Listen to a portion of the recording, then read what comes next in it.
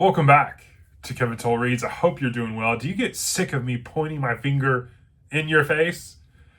When I click the camera, I just don't know what to do. It's Saturday Shorts, and this is how you open it.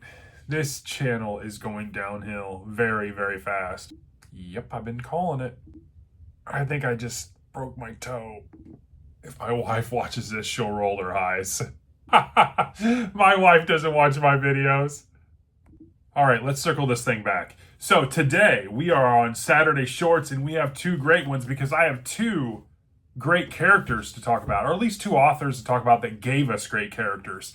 David Morell, who gave us Rambo, and Sir Arthur Conan Doyle, who gave us Sherlock Holmes. But I'm here to talk about neither one of those characters, but I'm here to talk about a couple short stories from them. So stick around.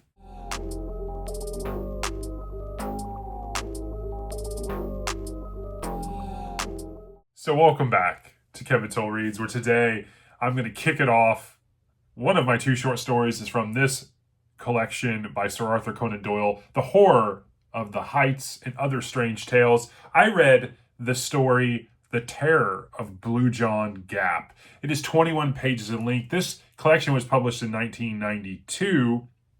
Obviously, these stories take place much earlier than that, based on Sir Arthur Conan Doyle's life. But a summary of this short story is we have an account of Dr. James Hardcastle from his diary in 1908 from South Kennington. These events happened at Miss Allerton's farm in the spring, as Dr. James Hardcastle was hoping the clean air and a little elevation would help with his condition of phthisis, which I had to look up, and it is actually pulmonary tuberculosis. This is kind of a diary of account of the Blue John Gap, which is noticed by Dr. James Hardcastle when he's on one of his walks at the farm.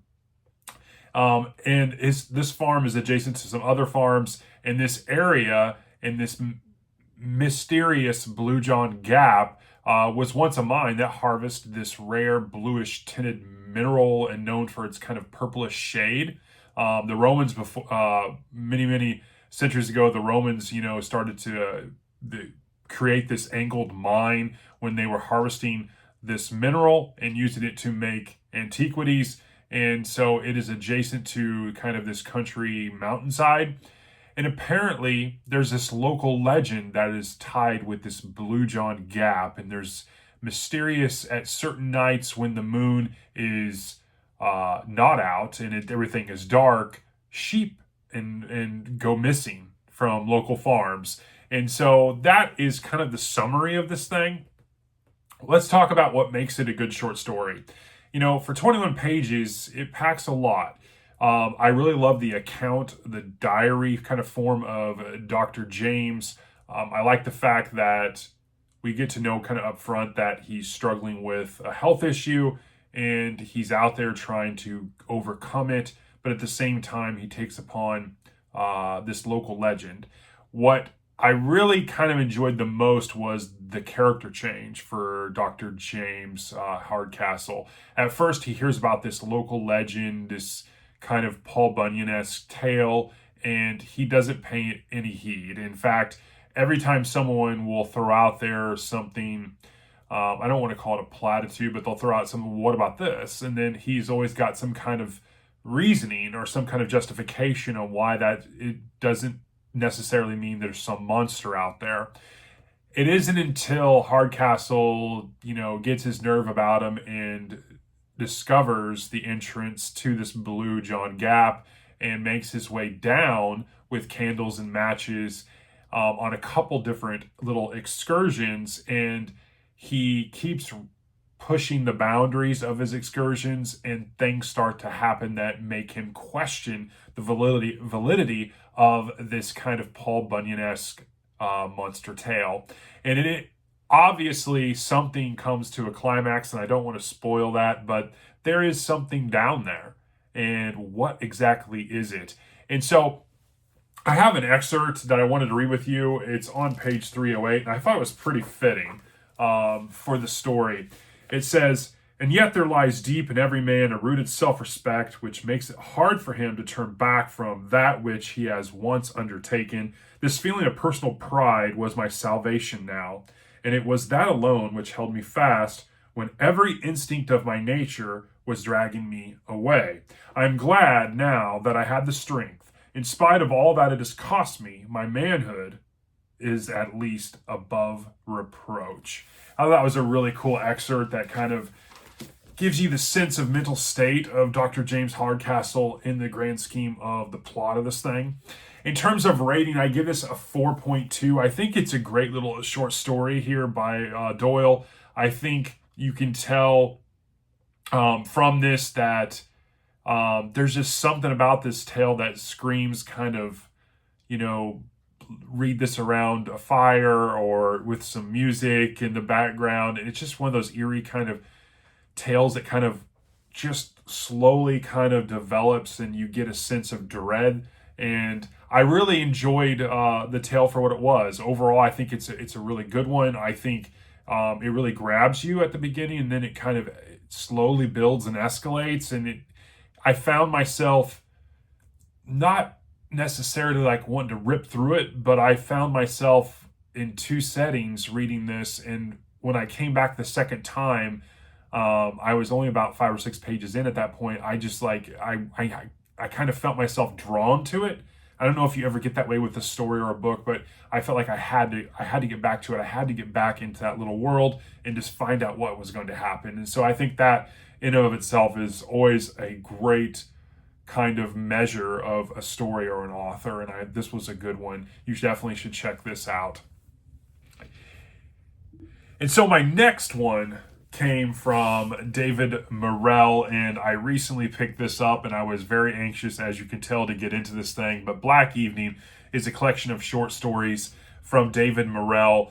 I read the short story Orange is for Anguish, Blue is for Insanity. And this is 50 pages in length, more kind of a novella. This collection was published in 1999, but the story actually takes place earlier than that. He wrote this for an anthology called Prime Evil in 1989. A summary of this story is the story is about two guys that are living together, both in kind of the art world and doing graduate school at the University of Iowa. Myers is the art historian. The other character, which I'm going to call him the main POV, because I do not recall getting his name in the story, and I went back and through pages, I can't find it.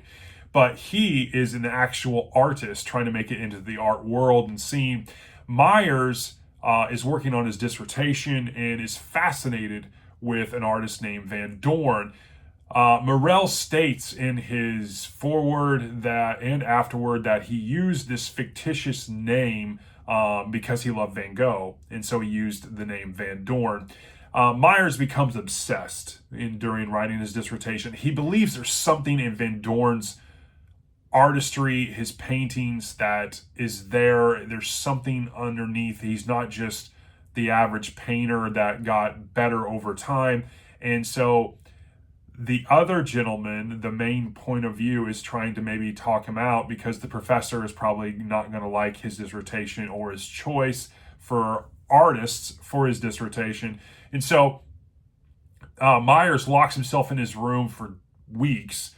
Finally, the roommate knocks on his door and says, "You need to come out," and has kind of a confrontation intervention with him. He's been in there. He hasn't showered. He hasn't shaved. He hasn't hardly eaten. He looks gaunt, and he's got Van Dorn's artwork all over his room. He's obviously kind of in, I don't want to say a breakdown, but he's kind of really taken obsessive to a whole new level. This is only the beginning, though, because lo and behold, he writes a note to the main point of view, Myers does, and he's gone the next day.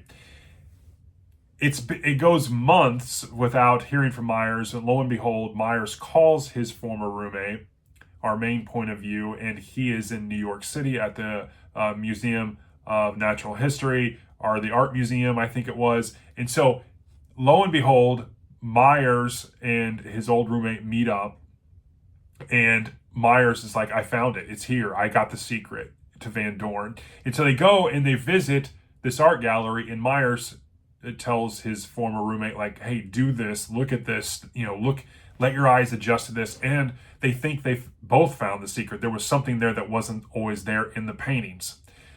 Again, this is the start, because Myers informs his former roommate that he is going across the pond to southern France, to Le Verge, where Van Dorn was there right before he had his untimely fate and his suicide. And so he wants to go there so he can finish his dissertation finally and turn it in. He feels like visiting the place where Van Dorn was is going to help aid him in his dissertation. That's the summary, and I feel like I've given you a lot, and that's not a spoiler in any way, but it gives you the premise of what, because there are lots also going to happen here. It's a slow buildup of tension. This is why, these are kind of some things why I like this.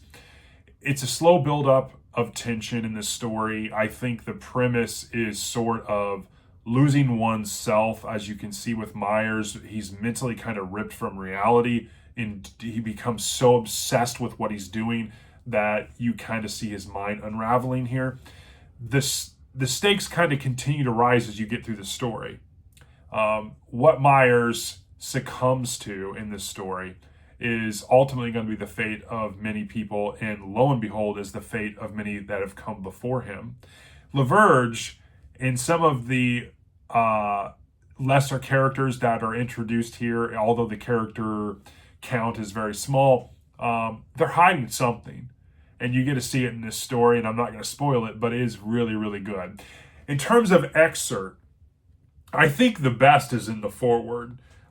It was written by Morell, because when I first started reading the story, I didn't know it was a foreword at the beginning. I thought it was maybe some kind of diary entry or just kind of an opening or a letter or something, because it was italicized, but it was actually from Morell, who is talking about when he wrote this story. And so he wrote this story for Primeval anthology after a request came from one of his friends. But at the time, he had just recently stopped being a professor at the University of Iowa and teaching literature.